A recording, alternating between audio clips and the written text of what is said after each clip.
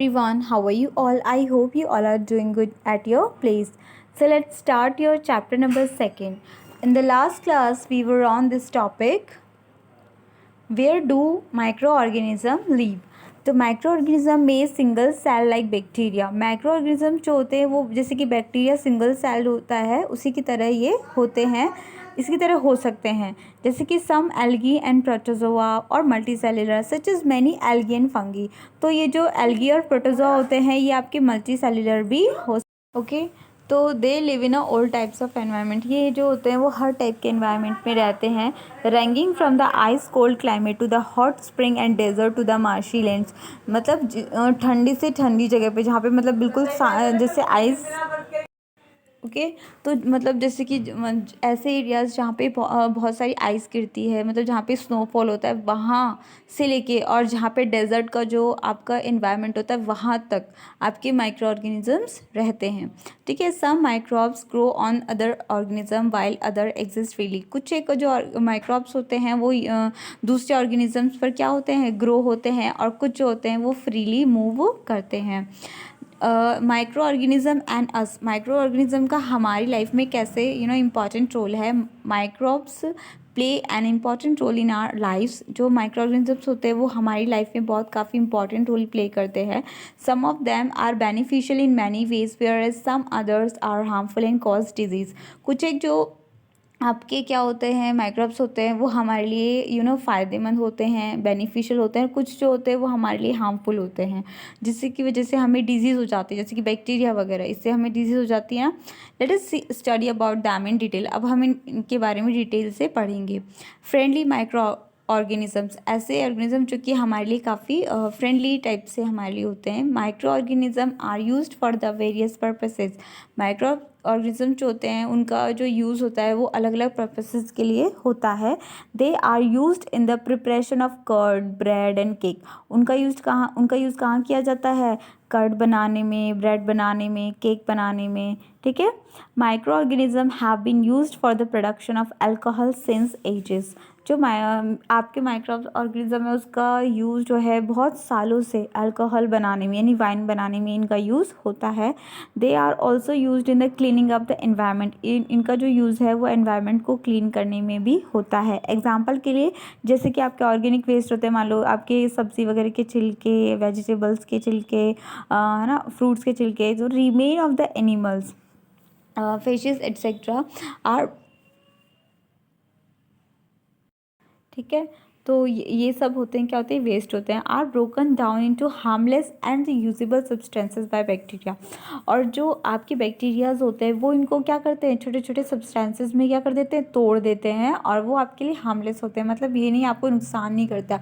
जैसे कि आपने कभी कोई देखा होगा स्टार्टिंग में, आप जैसे मान लो आपने किसी जगह सब्ज़ी वगैरह के छिलके रख दिए, ठीक है, तो आप अगर उसको कुछ 2-4 दिन बाद देखोगे तो आपको थोड़े से सड़े गले से थोड़े अजीब से दिखाई देते हैं। वो किसकी वजह से दिखाई देते हैं, उनमें उन पर जो माइक्रो ऑर्गेनिजम्स की ग्रोथ की वजह से दिखाई देते हैं। Recall that bacteria are also use in the preparation of medicine. इसका यूज़ हम मेडिसिन को भी प्रिपेयर करने में करते हैं। इन एग्रीकल्चर में भी हम सॉइल फर्टिलिटी को बढ़ाने के लिए, फर्स्ट चैप्टर में मैंने आपको बताया था, जो अर्थवॉर्म होते हैं उनका यूज़ हम क्या करते हैं, सॉइल फर्टिलिटी बढ़ाने में करते हैं। ठीक है, सो ये क्या काम करते हैं, नाइट्रोजन फिक्सेशन का काम करते हैं, क्योंकि नाइट्रोजन जो होता है वो प्लांट के लिए बहुत ज़्यादा ज़रूरी होता है। अब आता है making of curd and bread. जब भी आप कर्ड एंड ब्रेड बना रहे हो तो इसका यूज़ हम कैसे करते हैं। You have learned in class 7 that milk is turned into curd by the bacteria. आपको अच्छे से पता है कि जो मिल्क होता है वो किस में चेंज होता है, आपके कर्ड में, किसकी वजह से, एक बैक्टीरिया की ग्रोथ की वजह से हो जाता है। Curd contains several microorganism of these bacterium lactobacillus. ठीक है, आपके ये आपका क्या होता है, बेसिकली एक बैक्टीरिया होता है जिसकी वजह से आपका कर्ड जमता है, मतलब कर्ड बन जाता है आपका जो मिल्क। ठीक है, so promotes the formation of curd, इसकी वजह से कर्ड बनता है। It multiplies in milk and converts into the curd. ये क्या होता है, ये बैक्टीरिया मिल्क के अंदर क्या होता है, मल्टीप्लाइज होता है, और इस वजह से वो पूरा का पूरा जो मिल्क होता है वो कर्ड में चेंज हो जाता है।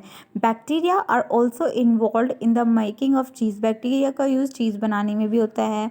पिकल्स बनाने में और दूसरे food items, other food items बनाने में होता है। An important ingredient of rava idli and the bhaturas is curd.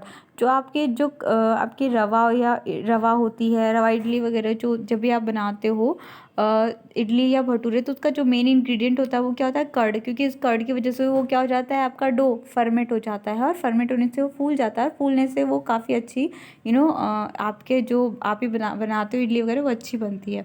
Can you guess why? ऐसा क्यों होता है? क्योंकि bacteria and yeast are also helpful for the fermentation. जो बैक्टीरिया और ईस्ट होते हैं ये क्या होते हैं, फर्मेंटेशन के लिए बहुत हेल्पफुल होते हैं of rice idli and dosa batter वगैरह बनाने में ये काफ़ी हेल्पफुल होते हैं।